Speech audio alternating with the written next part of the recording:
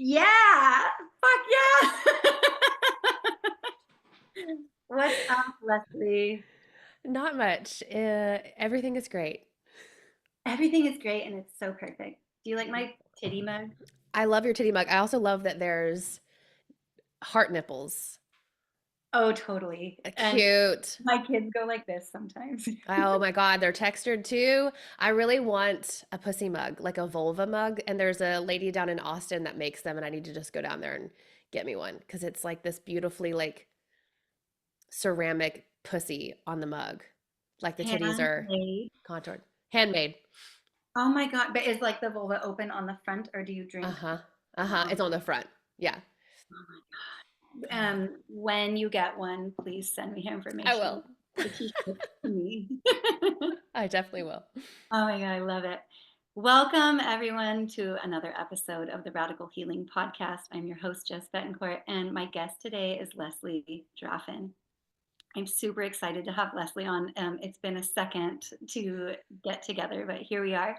I'd love to introduce her to you. Leslie Draffin is a woman's somatic coach, psychedelic microdosing guide, and womb mystic.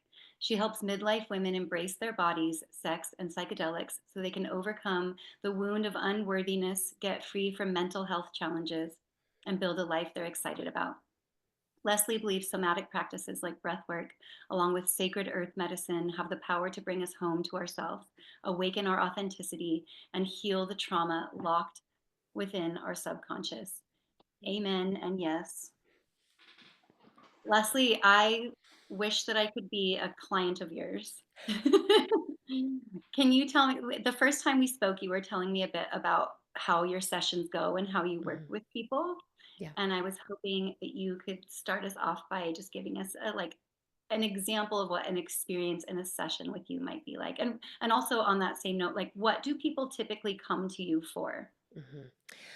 People generally come to me for feelings of either stuckness, maybe they've been in therapy and feel like it's just not getting them anywhere, or they come to me with a very specific knowing of I've had sexual trauma, or I have this block around sex, or I know I want to connect with my feminine energy, but X, Y, and Z. So they're either at a crossroads that they may not be very clear on what's the cause of it, or sometimes these women come to me and they're very clear about what's happened in their life and they want to move through it.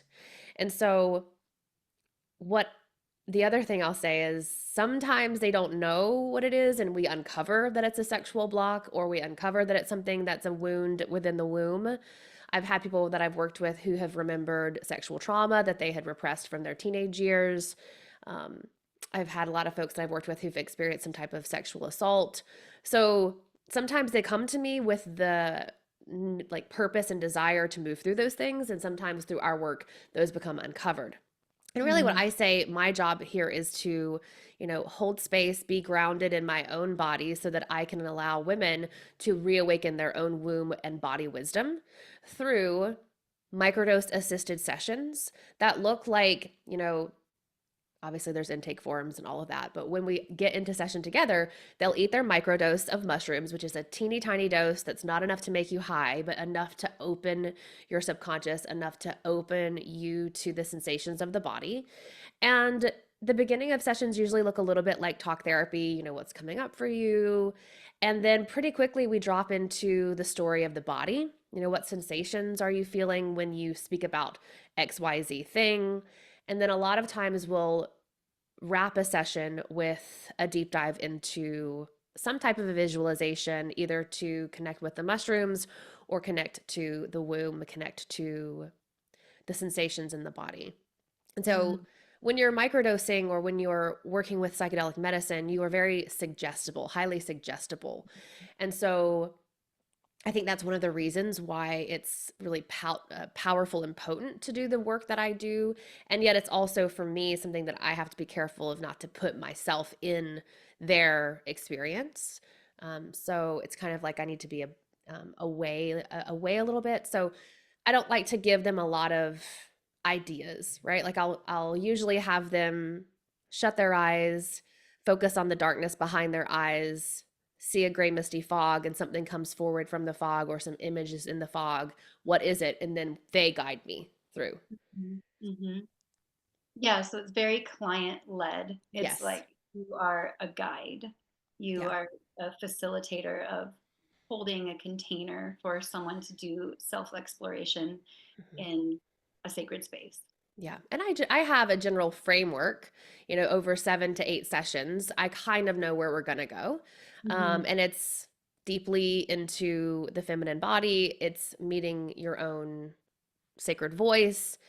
Usually there's some mother wounding that's around there, wounds around shame, wounds around sex. But yes, just like you said, it's very led by the client. And I like to let them see what they're going to see. And I'm not here to interpret, but to help them get really comfortable learning the language of their body and trusting the things that they're sensing in themselves or seeing in these visualizations, because sometimes that's just really weird, right? Some folks, especially in my early journey, I felt like I couldn't trust the things I saw. I felt like I couldn't trust the sensations in the body, and so many women that I work with have been blocked from their body or disconnected from their body, potentially because of trauma, for so long, that a lot of what my work is just validating. Yeah, Yeah. you say you see it, I can see it too. And moving through it that way.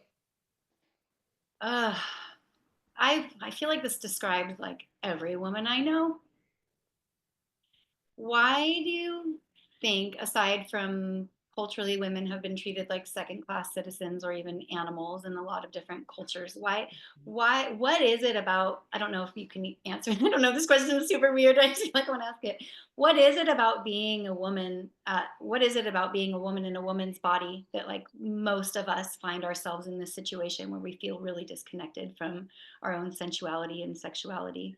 Like what's going on maybe Yeah, I think that in a it's, larger way.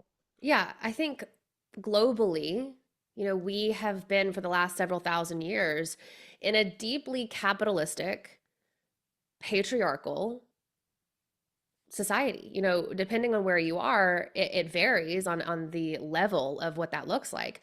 But one thing I think that's so fascinating about mushrooms is that they really want us to take care of ourselves so that we take care of the planet. And so when we look at how women have become so disconnected from the body and so, you know, yeah, just like you said, like shamed around sex or shamed around their sensuality, I really think it's because we have been taking advantage of the earth for thousands of years. And women and the earth, I believe, are very closely connected with our Mhm. energy, with the fact that I see Mother Earth as a feminine entity. So that's one thing, right? The capitalistic society that tells you you have to hustle and prove and achieve and push and force and be power over versus power with. I think Mhm. really, like you said, somebody's got to be over someone else. And it's unfortunately for a lot of us in female bodies, the men that are the ones who are power over us. So I think that's one thing. I think the other thing is because when you look at the way that a lot of us are socialized, whether you have been raised in a religious family or not, my dad's a preacher, the patriarchal religions of the world really do a lot to completely ostracize the feminine. And so for me, what was so deeply healing when I had my spiritual awakening in 2019 was to come back into goddess worship, to come back into working with the divine feminine so that I could see that, it's only been the last couple thousand years that this has been status quo. But for years and thousands of years previous to that, it was the women who were the ones who were equal to the men, and maybe not even always equal, maybe even a little higher, because our predecessors, our ancestors saw women as what they are, which are these creatrixes, these Mhm. magicians, these alchemists of creating life, because they didn't understand, all the nitty gritty that we do now. So I think that's why. I think it's the socialization. I think it's religion. I think it's capitalistic patriarchy. And I also think that it's deep wounds between women, because when we're oppressed, when we are the power, like we have people who are in power over us, we have to compete with each other as well in order to get the little morsels that we can get. Mm.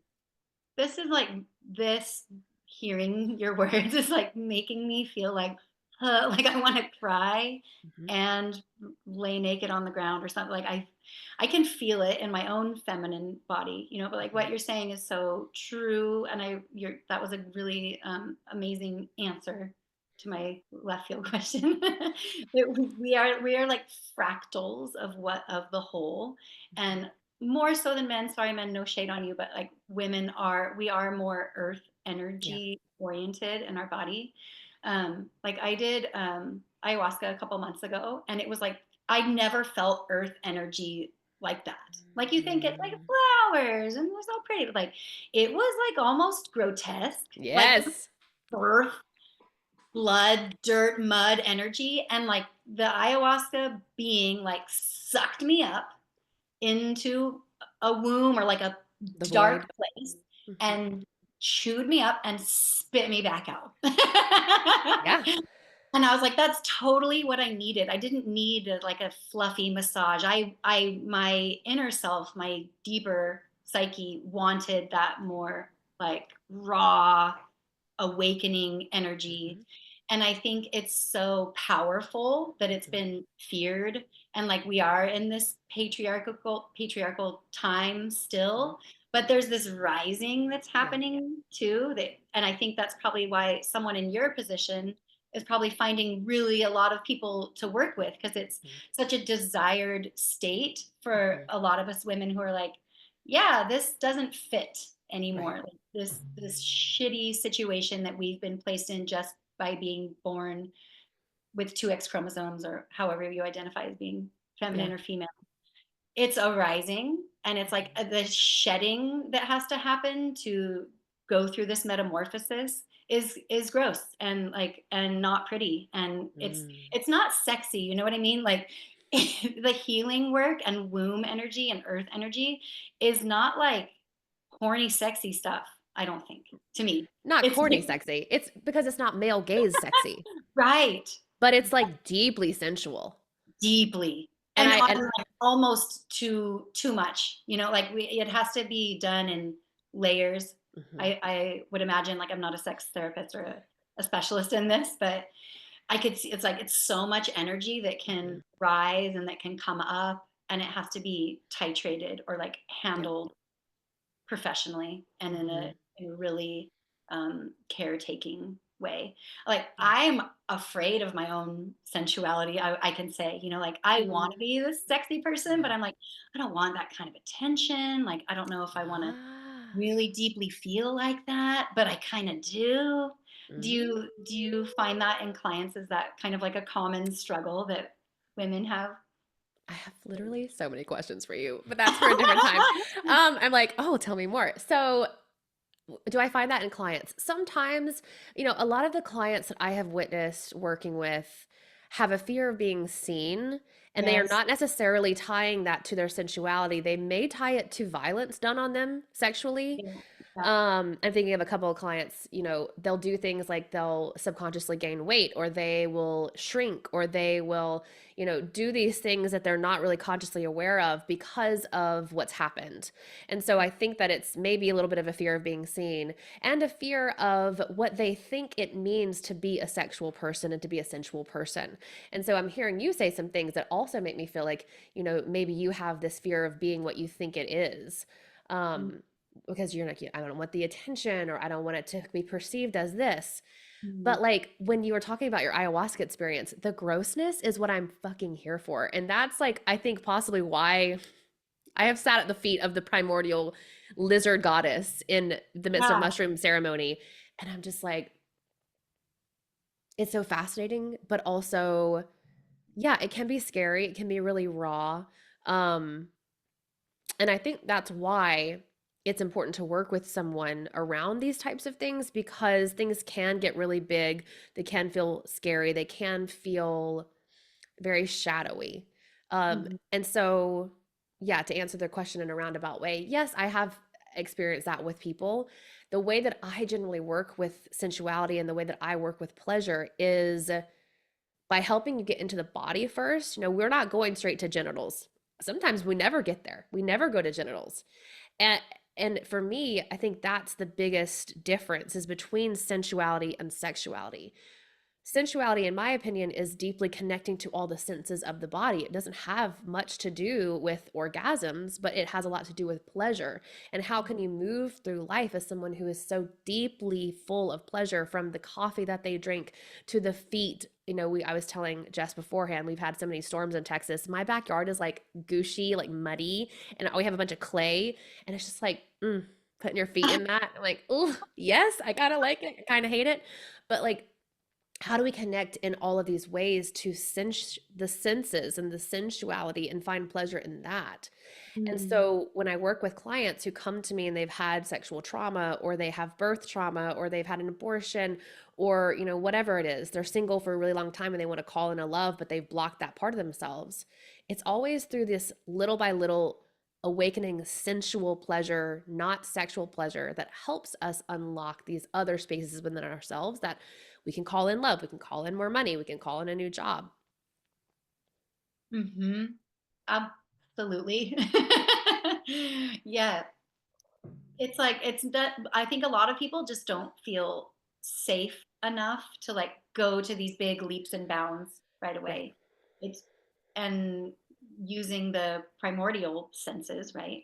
Mhm. Like what we can see and taste and smell and touch can be a really sensual, not necessarily sexual act, but like you Yeah. can feel a similar effect happening in your body. Like you can be aroused by a really awesome latte. Yeah. Hell You yeah. can be like, well, I'm so turned on by the mud in my yard. The And sun on my body. Oof. yes, yes. And as I'm just saying this right now, I think I feel, and maybe I'll just make up and generalize and throw a blanket statement, that a lot of us turn that off because it can be misconstrued by other people who are not in a healthy place sexually. Mm, Maybe they're people close to us or people who observe us, and it doesn't feel safe to like be that free and sensuous in your own body because of harm that you've incurred or harm that you've heard about or yeah. sexual violence that lives within you. So how do you begin to address that? Like if someone just doesn't feel safe in their Yeah. body to do exploration. And the other thing I think people think is, I'm gonna look so weird. Oh yeah. Like if I'm just walking around, and that for me, this was still when I was in TV. Um I just started to make a lot more noises. Like like sighing, or Wait, if I on had TV? no, in the like in the newsroom, like when I Oh, was okay. there with all my coworkers. I wouldn't do this when Uh-huh. I was on like the newscasts, but they would actually start making fun of me because, and I was like the newsroom mama and I did whatever I wanted really.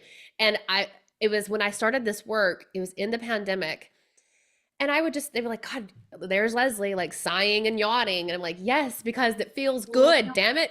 Like, so, God. but I think that that weirdness keeps people from fully getting into the body. But to what you had said, when people are afraid of tapping in, or when they are, oh, feeling like they're blocked, I think for me, what's important to remember is that disconnecting from the body and not being able to feel pleasure, or not being able to be present in a moment, is a deep sign of trauma, a deep sign of wounding, a deep disconnect. Because here's the thing, all of us live in the head. Some of us live primarily in the head. Mhm. And so when we're in our thinking brain, we're in our, mind, we can disconnect from the part of ourselves that's below the neck. And so Yeah. that I see that happen a lot with women who have experienced sexual trauma, or they have, and I guess we should also define what I believe sexual trauma to be. It's anything that's happened to you that your body was not okay with, or that has deeply impacted you in the long run. It doesn't always mean violence. Mhm. So for me, it was getting herpes at age 18 from a consensual sexual relationship, but still, all the shame that came flaring up afterwards. It's saying yes when the body says no. It's having intercourse, penetrative intercourse, when your pussy's not wet enough. It's negative self talk. So, all of these things can become a sexual form of trauma. And so, when you have that living in the body, it's really common to feel like you can't connect with yourself below the neck.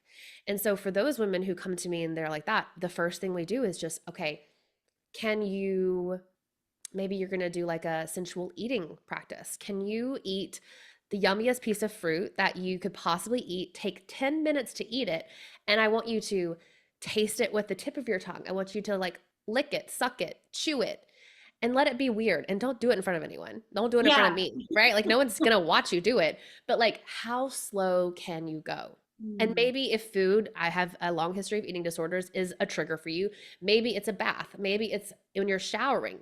Can you move like a snail's pace to really stretch this out? And when it gets to a part where it feels too much, you stop. So it's titration into the body through things that aren't sexual, through the things that don't feel triggering to you.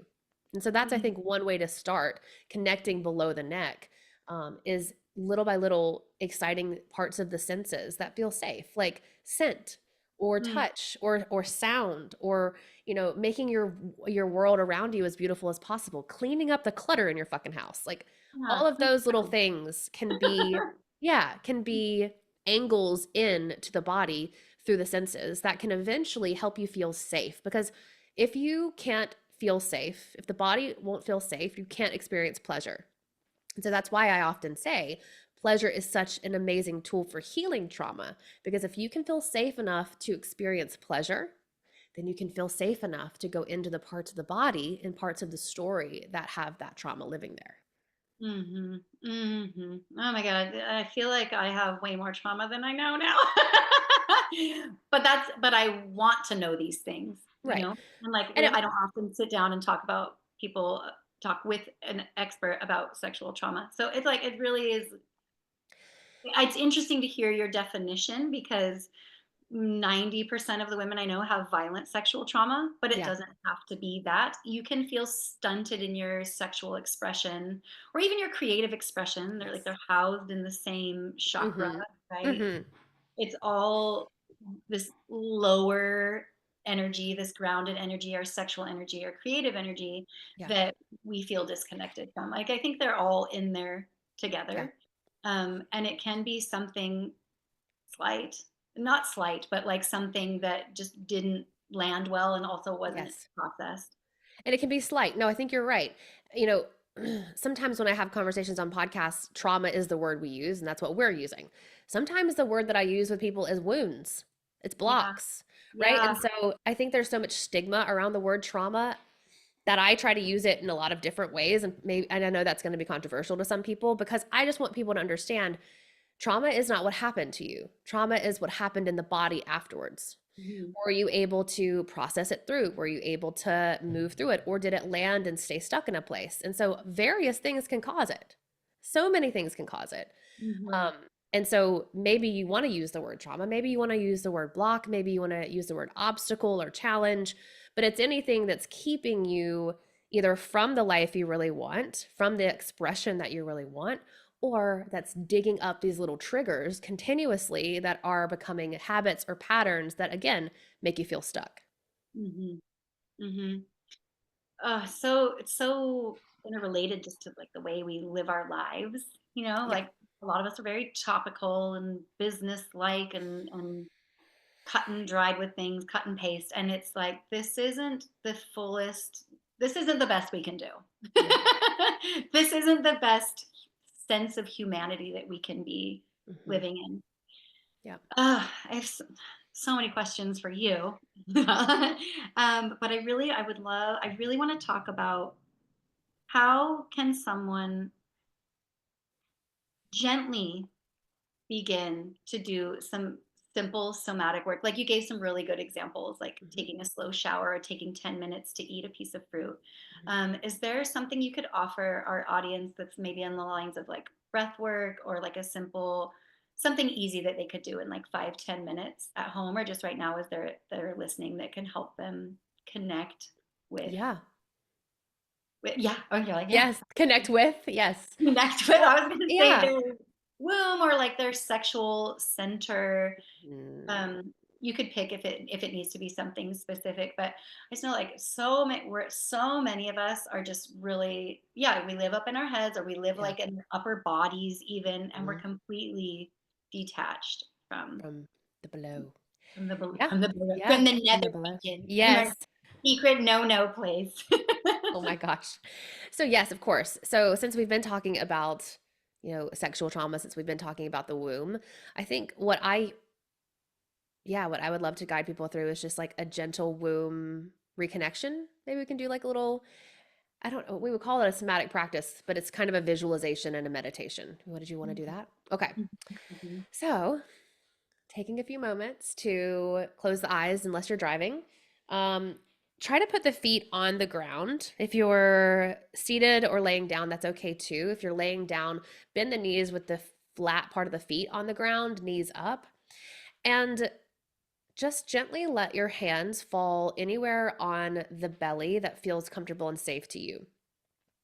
And if you have triggers around the belly, maybe you want to use the upper thighs instead. And gently just bringing in touch,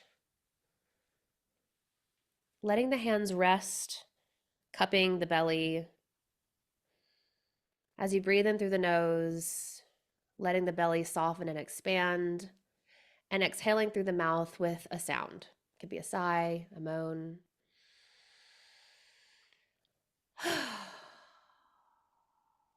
Feeling the belly contract a little bit as you exhale. Continuing to breathe in that way, in through the nose and out through the mouth. And what I want you to imagine is that you have eyes in the palms of your hands. So you're letting your hands see for you. You're not judging the places on your body through your mind's eye. You're letting the hands speak and you're letting the body speak through the hands. And so, what I want you to do is just get curious about the way that your belly feels. Noticing any little folds as you travel, maybe to the left side of the belly. Maybe you feel the bony part of the left hip. And then traveling over to the right slowly, noticing any folds, noticing any sweet, cute little rolls over to the right hip. So when we think of the womb and the pelvic region, the pelvic bowl, it sits in between the pelvis, which is this hard, bony part. And so what you can do now is put one hand on the right hip and one hand on the left hip and press down until you feel the bones. Maybe you're pressing in with the pointer finger, feeling the bone on the front part of the hip. And now what I want you to do is bring the hands back to the back side of the body. If you have that type of flexibility, just move as far as you can. See if you can press in with the fingers near the tailbone, near the spine, and feel that flat, hard part of the pelvis. This is just helping us get in touch with the structure of the pelvis, the structure of the pelvic bowl. And then bringing the hands back around to the front, moving down below the belly fold, down to the fleshy part of the mons pubis, which is where the hair grows. You don't have to touch low. And if this is triggering, you don't have to touch down there, but I want you to just press into that fleshy part, because underneath there, you may also feel some bone, right? There's a bone in there. And you may also feel a lot of flesh. And that's totally perfect. So now what I want you to do is I want you to place your hands a couple of inches below the belly button, between the belly button and that fleshy part of the body. About halfway is generally where the womb lives, and it's about the size of a fist unless you're pregnant or bleeding. And so just have your hands there. You can place thumbs together, pointer fingers and middle fingers together, pointing down. This is in Yoni Mudra. And all I want you to do is place hands there and feel the warmth of your hands on the space.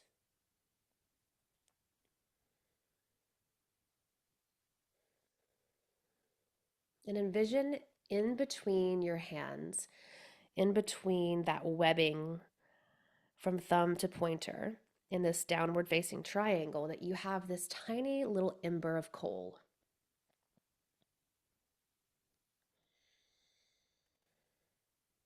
And as you breathe and you inhale,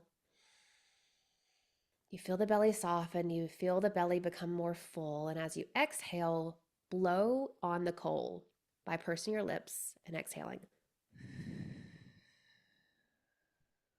Just like you would if you were tending to a fire. With each exhale, I want you to see the coal take spark. You see that flame going brighter, and you feel the warmth growing in the belly, growing in the womb space. This crimson colored fire grows brighter with each exhale as you breathe life into that space.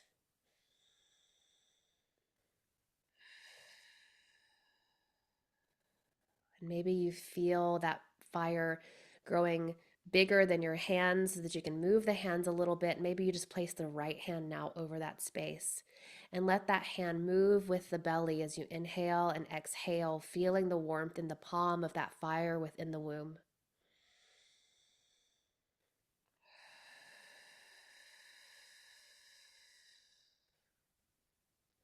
Now, on your next exhale, instead of pursing the lips and blowing, I want you to blow out with a ha.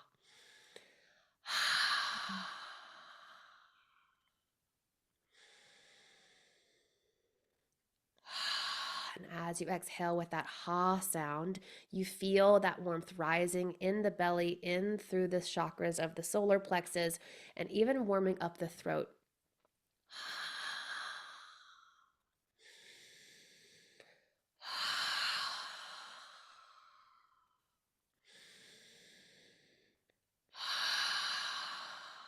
Now returning to just a normal breath. Hands there on the belly, feeling warm. Just thank yourself for taking the time to participate in this meditation, knowing that you have spent a little bit of time igniting the fire within the womb, that creativity, that place of deep love, that sensual fire. Noticing now in your other parts of the body what sensations feel alive for you. Maybe you feel warm and tingly. Maybe parts of you feel a little numb or achy. All of those are sensations that you can learn to listen to by tapping into the body. You don't need to try to decipher what it is they're saying to you. Just noticing them and becoming aware of them is enough to begin the conversation. Letting the hands now fall to maybe the thighs if you're seated. Giving yourself a little pat, a little tickle with the fingers, rolling the shoulders out, just bringing some movement to parts of the body. Maybe you're going to put your neck side to side, swallowing. And when you're ready, you can start to blink the eyes back open and come back into the space. Love that you're massaging your face. Love that. That was awesome. Can I tell Good. you what my experience was? Yes, please. Okay. So when we started, I really am pleased that I get to have visuals, but we all have, our subconscious speaks in different modalities, but mine tends to be more visual. And so I saw some stairs, like I was going down, and then I had like a torch when you Oh. said that we were going to light the coal. I went down and I got the coal, and then I had a torch. And then when we were blowing on the coal, I saw like a little kid hand with like a stick of marshmallows, with like toasting marshmallows on my coal. And I was like, oh, my womb has fun energy too. Like that's what I got. Yes. Like, oh, it's supposed to be fun. Like it's not all Dungeons and Dragons, it's like it's not all treachery, it's not all Yes. trauma. I was like, oh, I'm fun too. And then this like kid hand was like toasting these marshmallows for a while. And then when we move the energy up, I felt like dragon energy kind of plus with the Mm. breath. And then I was Mm-hmm. like, oh, and then like the tip of my tongue went kind of numb a I little love bit. that. And it was really fun. And like I don't do enough of this work, I think, honestly. Mm. I love shadow work and working with the subconscious and with dreams and with psychic realms, but like I'm neglecting my own backyard or my front yard, Mm. my Mm-hmm. hearth, or whatever analogy I want to use. Yeah. We're powerful. We're so powerful. Like womb energy is really powerful. And that is why it has been squished and Mm-hmm. tried to be eradicated or contained or controlled.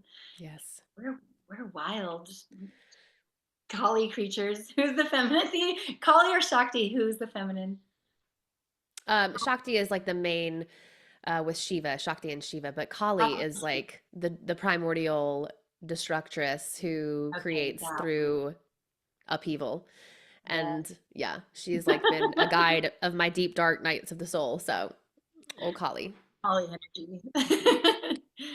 Oh, I love that. I'm gonna do that again, probably later today. I love that. I love that. And I love that you Leslie, had the play. I love that the fun came through because I think that's so true.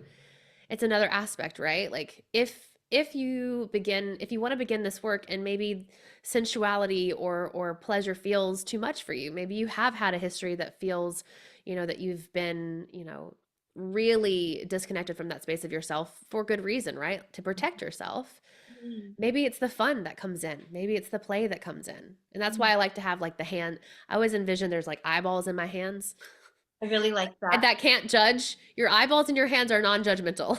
They're just They're just seeing, there. Yeah. like on Labyrinth, the movie Labyrinth. Yes. So yeah, like those hands. Yep. They're disconnected from brain. So these hands don't, the eyeball hands don't have the stories that the brain No. has. Yeah, Yeah. completely non-judgmental. They are non-biased on you. Yeah. Ah, that was so fun. I need to make a sandwich and go get my kid for karate. But I want to know before I go, how can people find you and how Mhm. can they work with you? And like, what are your latest offers that people Mm. might be interested in working more with you? Well, I think the easiest thing to do would be to give you some links for the show notes. I am on Instagram. I have my own podcast, The Light Within. Right now, I'm pouring a lot of energy into my group coaching membership, The Inner Circle, which is a wonderful entry point for those women who want to connect with microdosing, who want to connect with their womb, who may be experiencing things like burnout or disconnection, and like the idea of being held in a container that has other women in it as well, and maybe don't want to invest the 3K plus that, one-on-one work costs. I would love to give you a link to have them try it out for a week free. And we meet twice a month for group live sessions, plus a live microdosing assisted ceremony where we do this type of visualization. There's monthly themes. This month's theme is May's theme is connecting to your future self now. And so it's a really lovely entry point for women who, yeah, want to begin the work or be held in a container as they continue to do the work. And then I also have one-on-one coaching. I have some free guides on how to microdose, and an embodiment practice called the Shift Method that you'll get if you access my email list. So I'll put a link in maybe the show notes for the free microdosing guide, which is a good entry point. Awesome. Oh my gosh. Okay, so much to choose from, So much to just choose from. from Leslie herself. I'll put all of those links in the show notes. And are you on Instagram as Leslie Draffin? I'll put the link to I you in. am, yes. And I've just yesterday, I finally like claimed the title of like womb mystic, nervous system witch. So that's me. Awesome. I was like, are you a sexpert or what should we call you? But I think those titles are Yeah. Yeah. better. Cool. It's been such a pleasure. Thank you so much. Maybe we can do a second installment in a couple months. Yeah. That'd be Yeah, great. I'd Jess, love thanks for to. having me. Yeah, it's been a pleasure. Thank you everyone for listening, and we'll be back again with you next week. If you enjoyed this episode, please share it with someone who you think would benefit from it. And we also really are deeply appreciative, and you have good karma for you if you leave us a 5-star review on anywhere you listen to your podcast. Have an amazing day, and we will be back with you very soon.